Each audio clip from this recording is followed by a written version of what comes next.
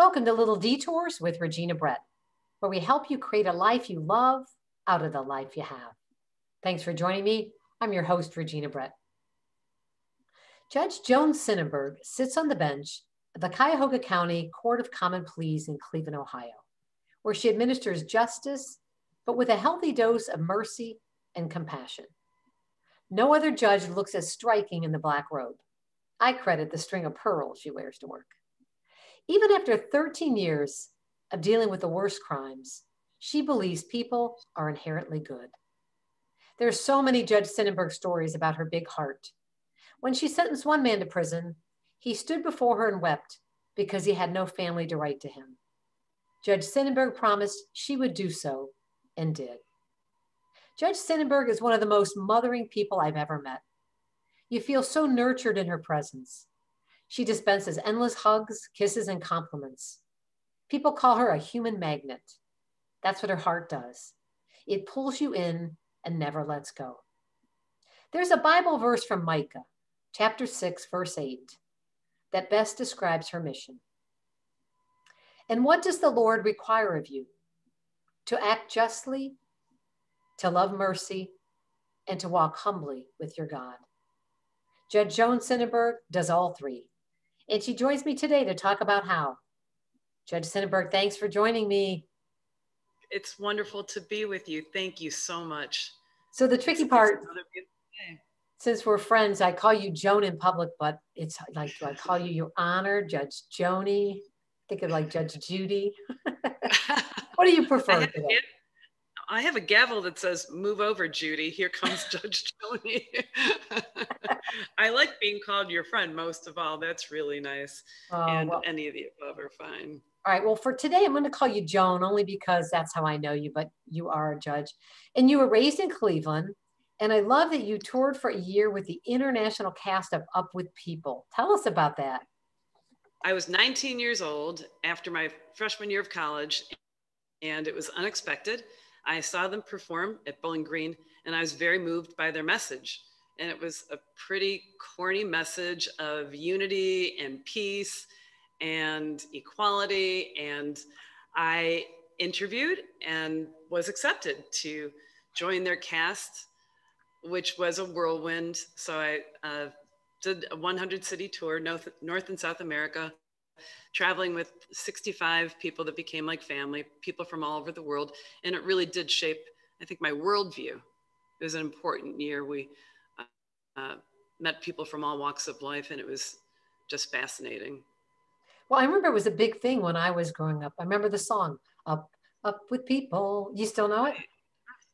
Yeah, you meet them wherever you go. It was so joyful. But it was joyful, and it's people opening their hearts. So every city that we traveled to, we stayed with a host family.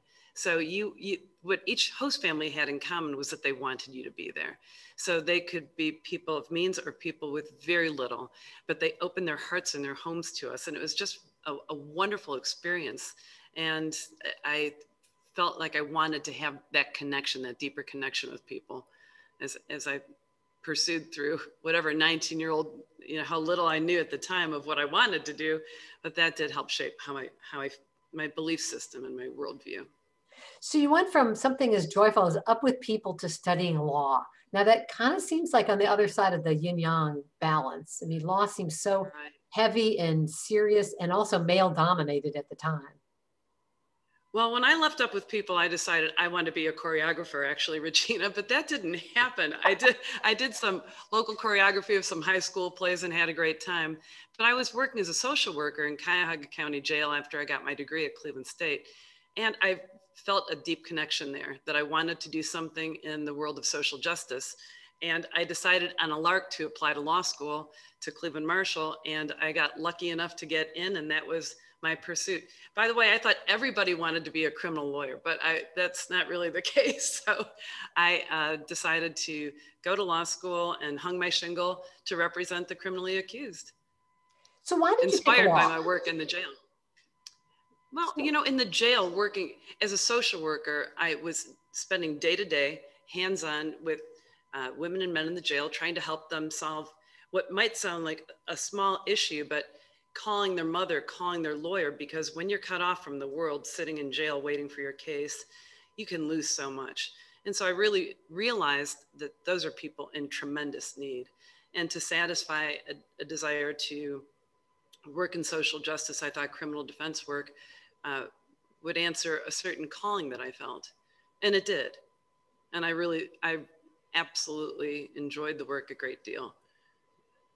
When you say a calling, what words would you put to that calling? Well, the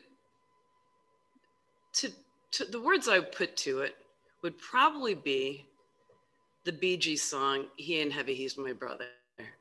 And there's a line in there, and his welfare is my concern. And that's how I feel. I get teared up when I think about this song, because that is my favorite, one of my two favorite social justice songs. So yes, I mean, you can't work in the social work area in a jail day in and day out with people and not feel like they are ignored and forgotten. And that would be the lyrics to what I would feel as a calling. The other one is Johnny Cash's "Man in Black." It's got some very deep messages of social justice. That's beautiful. Well, it's so funny because I keep on my desk this little statue my sister got me, and it's somebody carrying their brother. So that idea of "He ain't heavy, he's my brother." Yeah. It's a powerful thing, even though it's kind of a lighthearted song, or I guess it's a deep song, but that stays with you, that image of carrying the next person and helping people along. Now, a lot of people go into law more on the tough end of things. You kind of have that heart of a social worker, of more of the humanity of it, not just the legality of things. Hopefully. I pray for patience. I pray for humanity. We judge based on the law, but I don't judge a person as being good or bad. It's their conduct that we judge. And I do think that everybody enters this world pure and good. And there are very many influential environmental factors that can shape someone, who raises them, how they are raised, what they are exposed to educationally, with basic needs of food, shelter, love, someone who really cares for them. And we can understand why we see people who come into the criminal justice system.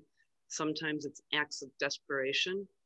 And it seems that the people who come into the criminal justice system do not look like the county that we live in. It's working in the jail, visiting in the jail, seeing people in the jail. As a judge too, there's a gross overrepresentation of African Americans in our jail. And we just have to figure out, we can see how people get in. I think we should all try to take a hand in keeping people out. Once they're here, can we figure out a way for you not to come back and make this an experience that's not just, we're mad at you, but let's figure out what brought you here, deal with that root cause, and try to embrace some evidence-based sentencing practices that you can be a judge and have compassion. There's nothing wrong with saying, you're standing in front of me today and I care about what happens to you tomorrow. That's okay. I think that's all right. So you really didn't set out to be a judge, though. You were a criminal defense lawyer for 16 years? Yes. Right. It was completely unexpected. And actually, at the time I was enjoying my practice, there was a possibility of being appointed to the Cleveland Municipal Court, where I really had practiced very little. And I felt that I didn't know muni law that well. And I also was liking what I was doing. But my friend and one of my mentors, Jerry Gold, said, "Who do you think you are to say no to the potential of sitting as a municipal court judge?" He said, "Of course you'll take that. It's a great honor." And I had the pleasure of working under presiding Judge Larry Jones, who is an absolute sweetheart and someone who I hope to emulate. And it was 2 fabulous years until I wound up running for Common Pleas. I did get appointed in Cleveland Muni and ran in Cleveland Muni and had the pleasure of winning. And it was just a fabulous place to be. I learned so much. It's the people's court. You never know what you're going to see in a day in Cleveland Muni, but you can't be surprised. But before you were going to be a judge, you and your husband, Roger, were going to team up as law partners, correct? Well, we had just gotten the stationery printed and had the Synenberg and Synenberg etched on the door. We were just setting up shop when that call came in. So yes, we had the pleasure of working together in the past. He's a phenomenal trial lawyer. And yeah, just as timing goes, that was one of those detours I didn't expect it. But it's funny, when the judgeship came up, my worry was that you can't do enough social justice from the bench. Can you still have that kind of a voice like you can as a defense lawyer? I didn't understand, because yes, there's so much you can do. There's a lot you can do because of having the benefit of sitting on the bench and the resources as a judge. So I was worried about whether I could still follow my pursuits of social justice. And yes, we have all sorts of opportunities to do that here. And I love that you get creative in your sentencing sometimes. And I wonder, first of all, how do you decide how to sentence somebody? I know they have a sentencing report and they give you all this information, but like you as a human being, Joan Synenberg, how do you make that decision? How do you prepare to make that decision? Well, I do rely, as I'm sure many judges do, on the power of prayer for patience, separating the acts that frustrate us and the acts that frighten us. Sometimes it's more difficult to deal with someone who's in front of you for the 30th time on a low-level offense than someone who comes in front of you for the first time on a very serious offense. You could see somebody charged with a murder that's maybe a crime of passion. They've never been in trouble before. But when you have that person whose behavior is a lot about self-destruction, ravaging their family, when you're looking at choices, when you can send somebody back to jail, even though there's a public frustration, which I think is decreasing. I do think there's greater understanding now, because overdose deaths and the overdose epidemic has hit everybody hard. And I think our community is understanding and destigmatizing addiction and mental health issues so that we can respond as a caring community, trying to get someone help when, the alternative is that we can predict a bad outcome if we don't intervene. And sometimes you just have to really be very, very patient and work with, fortunately, I do have a specialized docket here. It's the first in the state. It's called Recovery Court for men and women who are duly diagnosed with substance use disorder and trauma, specifically sexual trauma. And we do see that treatment works. We are in year 6. But there are times that we have to work with people over and over and over. But if you have cancer, you're not in the criminal justice system. You have addiction use disorder, you're in the criminal justice system. It seems unfair sometimes, and it's a tough disease. And we have to even help our clients destigmatize it so that they can look at their health in a healthy way, in a holistic way. And those are the toughest decisions to make, really, when do I give this person one more chance? And if you don't, then you feel like you're giving up on them and the potential for recovery. Long answer. So how do you balance when you're sitting behind the bench and you have the people who've been victimized by this person, maybe their family, maybe a stranger, and they come to you wanting justice. The person who is guilty wants justice, and you're the one that is going to decide. So how do you take all that in and then administer justice? Right. Now, if we're talking about victims of violent crime, it's different, because then we have to consider the dangerousness of a person, and that's a different matrix. But when we are talking about someone whose family has been victimized, hurt, let down, it means broken family relationships, but everybody still wants the same thing. Everyone wants that person to recover. They don't want to be, they've kind of thrown their hands up in the air. They've had it. They're locking them out. They're not invited back. But what we do see with family members is they beg for help. They are the ones that will come in and snitch somebody out. She told you that she's going to meetings. She left a meeting early, or she missed one. And the families are almost like truth tellers. They will come and appreciate the accountability that a specialized docket and the team offers to someone. So everybody wants that. It's high accountability. It's working with them. Plus, once someone gets on the road to recovery, the rewards come. They're invited back to mom's house for dinner. They are feeling less isolated. They may regain custody of their kids, which is a whole other thing. with opioid addicted women, there's an 85% unexpected pregnancy rate. So we have a lot of families expanding that weren't, where this was not being planned, and sometimes there's already custody issues. That has spawned another project that we've developed called the Pro Bono Collaborative, working to help clients in the criminal justice system deal with their civil issues where they don't automatically get court-appointed counsel. So, Judge Joan Synenberg, do you ever get overwhelmed, kind of that compassion fatigue, or like, here's this person who keeps coming back, and how do you not get frustrated? Maybe at the disease, maybe the addiction. I would guess it would sometimes feel like it just wears you down. My husband calls it secondary PTSD, since everyone that we're dealing with is traumatized, and my team and I hear their stories all, every time that we interact with them. So our team meets as a team without our clients, and it's kind of like the parents having a chance to sit down and talk about the kids and reflect on the day, and that's healthy. And we each try to have our own healthy pursuits. Having fitness as a part of the day, having Mother Nature, who's always just a step away, being able to enjoy family time, time with my husband, time with my friends, that kind of thing, even though it's different today. But I think recognizing it, praying for intervention from the God that I recognize, and knowing that does make a difference, praying for peace, and trying to have an outlet that is a healthy outlet. Healthy outlets, whether it's gardening or being outdoors and going for a bike ride with Roger, whatever it might be. All right, well, we are at the halfway mark already. I just want to pause and thank you for listening to Little Detours with Regina Brett, and to our guest today, Judge Joan Synenberg. I know you have many podcast choices to listen to, and I'm just so grateful you chose to listen to mine. Judge Synenberg, one of the most famous sentences you gave out was on Good Morning America. There was a man who ran on the football field in the middle of a Cleveland Browns game. And this person came before you, and I love this.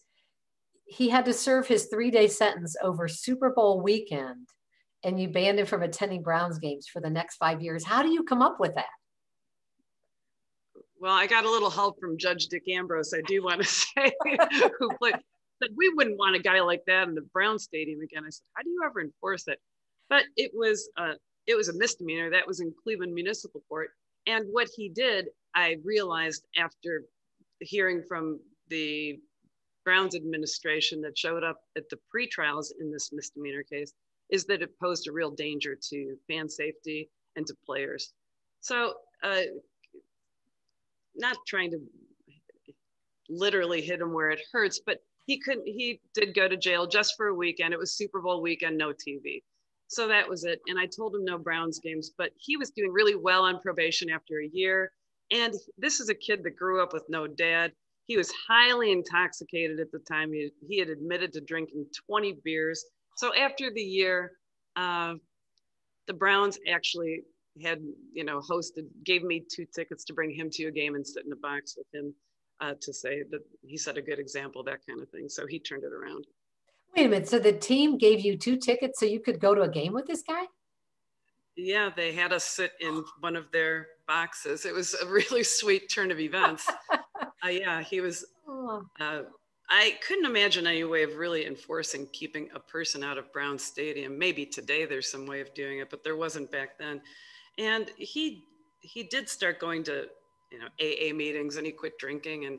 And I think hey, listen, he took a hit from that giant guy in the Steelers. I mean, he got the worst end of the deal anyway. Harrison, is that his name? I watched that. Ouch. I mean, that was rough. Yeah. That was punishment enough, huh? That was punishment enough, right. Well, Joan, I love that even when people come before you and you're able to recognize what they are doing right. You have a compassion, you look them in the eye, you offer encouragement, even compliment them on the fact that they got dressed up for court. And for other people, that might not seem a big deal, but we're talking some people who don't own a shirt with a collar, who don't own a pair of dress pants. Tell us about how you try to kind of give them that little bit of dignity when they come in front of you. Working in the county jail, I realized that there are people that, like you say, may not have the type of clothing that you would think would be appropriate for court, may not have a meal at the end of the day. So I think to the times as a criminal defense attorney standing in front of a judge with a nervous client, myself feeling like I'm shaking in my high heels, wondering what the judge is going to say. And you know, if a judge is unkind or uses that moment in time to disparage someone, it doesn't make anything any better. I think that there was a time when the whole idea of lock them up and throw away the key and dress someone down makes victims feel better. Today, people who are victims want to see a perpetrator move on as well. People who are victimized want to be made whole, left alone, and they want a price to be paid. But when it comes to the discourse in a courtroom, I've never felt that I'm going to get more out of the person standing in front of me if I speak to them disrespectfully. It's a small moment in time, and it's a moment that may be forgotten. But especially if someone's going to prison, to try to say, before you go, you'll have choices of how you'll spend your time. I hope you'll choose wisely. I hope that you'll be thinking about crossing a different finish line here, getting back to your family. How you conduct yourself in prison matters. What you accomplish matters. Just something that, you know, you'll be paying your debt to society. Hopefully you will be made whole and not come back. I mean, in my faith, you say, sin this way no more. Here, you're trying to say something to someone. Like, I mean, the sentence speaks for itself. If someone has to be incarcerated, that's where you put the hurt on. That's where justice is served. It doesn't mean that you have to speak to someone disrespectfully. And, you know, in my 30 years as a journalist, I've been to so many hearings where judges, it felt like they were just rubbing that person's nose in the mud as much as they could. And there was such sometimes an arrogance that felt painful to everybody in the courtroom. And it's so refreshing to hear that you can have compassion and still hand down an appropriate sentence and have that mixture of kind of mercy and justice together. Yes, well, we share these streets. There are people that are repeat violent offenders. Those are not the tough decisions. It's those quality of life, annoying crimes, sometimes family member to family member, often drugs and alcohol involved. That's where we really have to think just restoratively, rehabilitatively. Hopefully anyone could look at that type of a situation and say, how do I keep this person from coming back? We know now that if you send that low level offender to prison, you might wind up creating a person with more criminogenic behaviors than the person that you sent in the first place.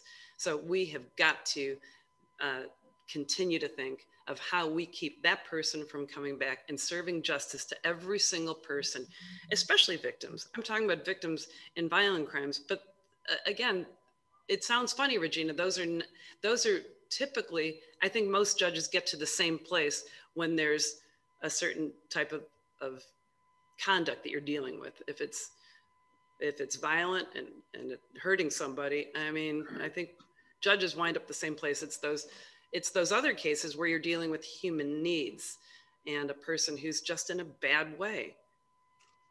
I want to talk for just a minute about a really important case that we kind of worked on together, me as a journalist, you as a judge.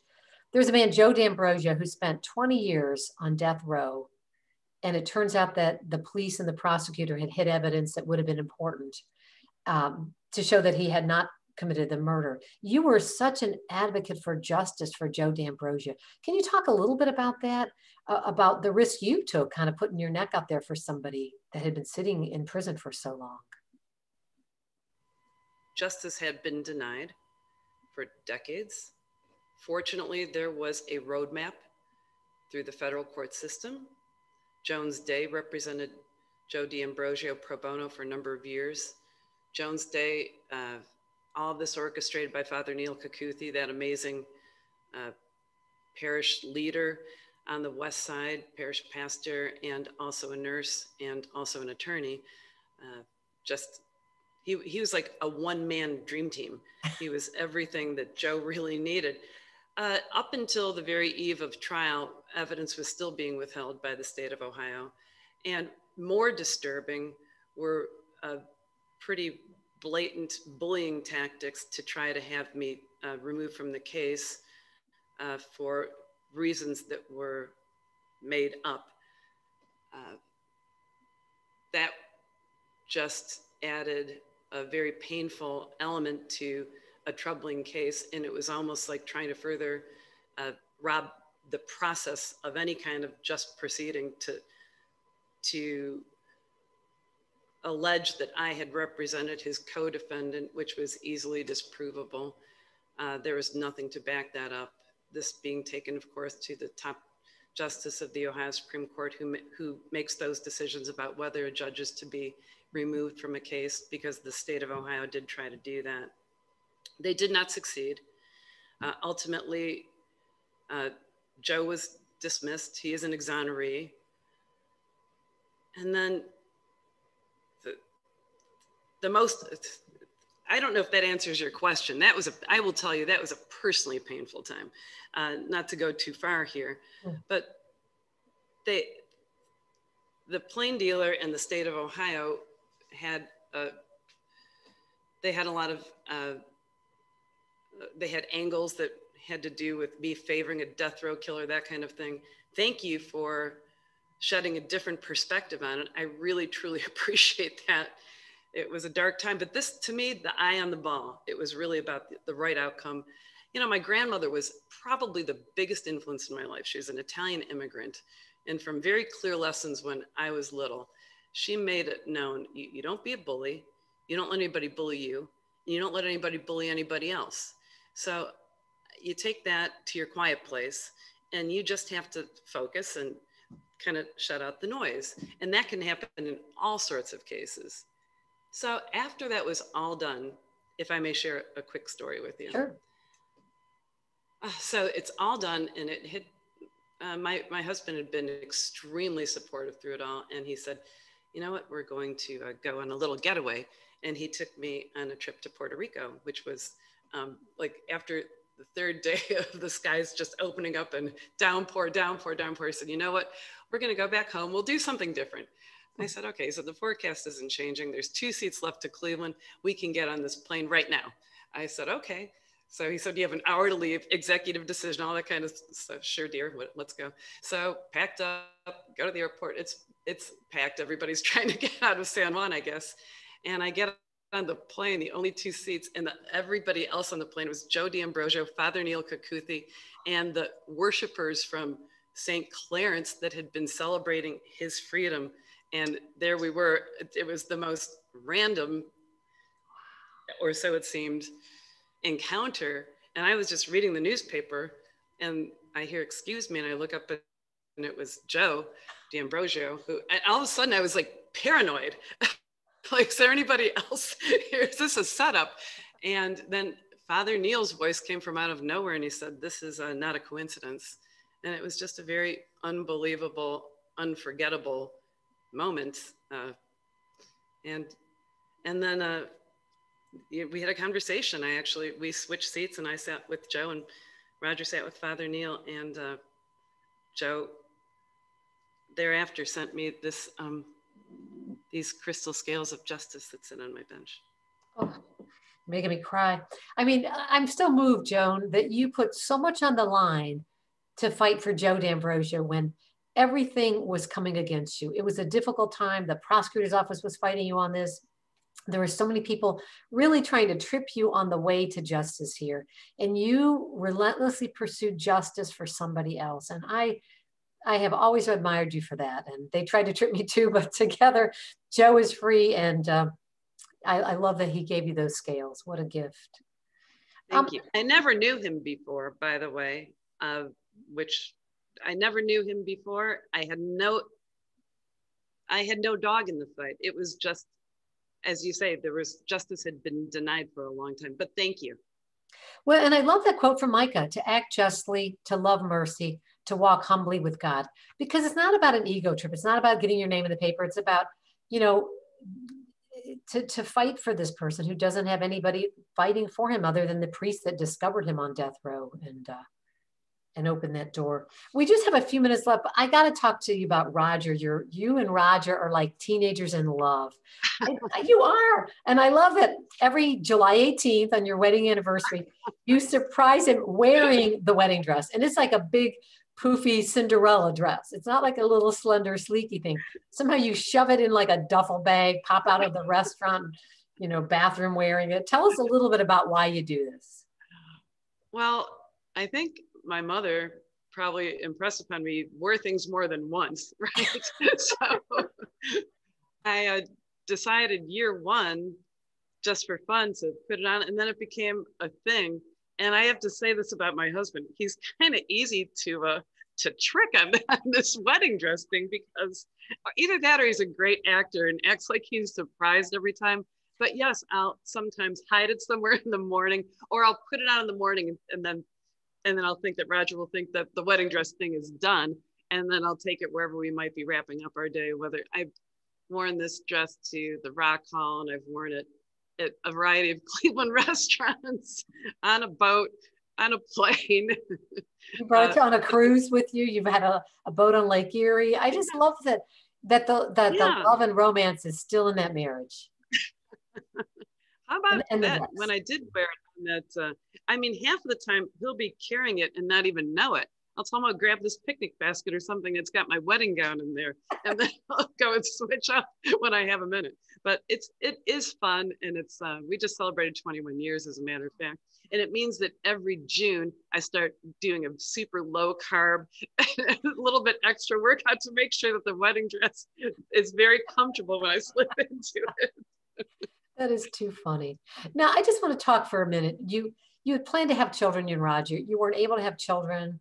You've had several miscarriages. Can you talk just a little bit about that loss? I know for many women, it's such a lonely journey, and it's such a private, and sometimes women feel almost like ashamed that there's something wrong, that they couldn't have children. How do you make peace with wanting something like that and not being able to have that? So, working with recovery court now, I would say acceptance is key. At the time, you don't feel like that. You just feel overwhelmingly sad. And then every time we felt overwhelmingly optimistic. So it just came to a point where we had to accept from our wonderful physician this wasn't happening. And plus, time wasn't on my side. I was in my low 40s, so I was getting to a point where, actually I was in my mid 40s. So as we were getting toward the end of those goals. But again, not to sound totally cliche, but I feel like there are opportunities in other ways, whether it's with my nieces and nephew. And as it turned out, and this is just perhaps, how you view things. After our most recent loss, shortly thereafter, my sister's eldest child, she had 5 kids, had a catastrophic accident. And he was 12. She had 4 little ones beyond, 4 little girls. And Roger and I took the girls in for that summer after he had that boating accident. Today, thank God, he's doing absolutely fantastically well. But we've had opportunities to be present in different ways, and we have got to just make the best of that. I'm blessed that my husband has 2 sons, and we have 3 grandkids that, it's all good. And we have, I have a huge Italian family on my side. He has a much smaller family. So we have no shortage of kids. And we just, and plus I think that I would say I'm guilty of kind of momming the people in my recovery court here. And it was definitely not what I expected. And that was a matter of acceptance, asking for comfort from God, having a loving family and husband, and it's acceptance. It's that's a tough one to swallow. And Joan, you are one of the most mothering people I know. When I'm in your presence, I feel so loved. And I almost feel like you weren't able to have your own children, but you are like, you're sort of mothering everybody that comes through your court. and the people that work for you and with you. There's like a presence you have that might have been just spent on one or two children, but instead you're it's like peanut butter. You're spreading it like all over the world that you're in. And I think that's a great gift. That's so kind of you to say thank you. I hope it's not overbearing on anybody who I work with. Oh, I don't think so. We just have a couple minutes, and I want to talk a little bit about your faith. You go to mass often. You're very religious, but also very spiritual. And I wonder, how did you come by that faith? Well, actually, initially, just because that's the way that we were raised in a Catholic household. So mass was pretty much mass and coming home to my mother making sauce. So it was just the tradition, Sunday mass and Sunday having spaghetti and meatballs and sitting down with the family. And then, as odd as this might sound, we lived very close to a church. And then when I was a teenager, just cutting through the backyard, through the woods, I could go catch an evening mass, which I found to be a peaceful place to be, especially when it's not particularly crowded. And then working downtown, sometimes getting into St. John's is a lovely way to break up the day. Now it's different too with COVID, and it is different looking in churches too, but they're still open, or they're open again. And I have found that, again, getting back to recovery court, our clients suffer in a way that we all do, and that's the loss of a loved one. And when you lose a loved one, parents, grandparents, for our clients, many times their friends, there is comfort in turning to God. And I have found that in losing both of my parents and my grandmother, to whom I was extremely close, that there is a God there. And I will tell you, Bishop Pillow told me this a long time ago when my mom passed away, 2006. She's always with you. And there's comfort. I believe, and I hope I'm right, but I know the saying, I'd rather believe and be right than not believe. And however that saying goes, I do believe. And I find comfort. I'm sure I'm not the only judge that says a prayer for patience and to listen to people and to just get some grace. And it gets you through the day, and it gets me through this job so many times. It's hard to hear what people suffer at the hands of another person. That's hard. It's hard to see people hurting themselves, but it's hard to hear what victims endure. And so, yeah, I count on God, and I'm grateful. I'm very, very grateful. We start our day, my husband and I, we thank our God. We thank our God for every day, and we beg forgiveness for our shortcomings, and we just want to be better. That's beautiful. That is so beautiful. Well, Joan, thank you so much, Judge Joan Synenberg. Tell us the best way to connect with you. Do you have a website, or you try to avoid public?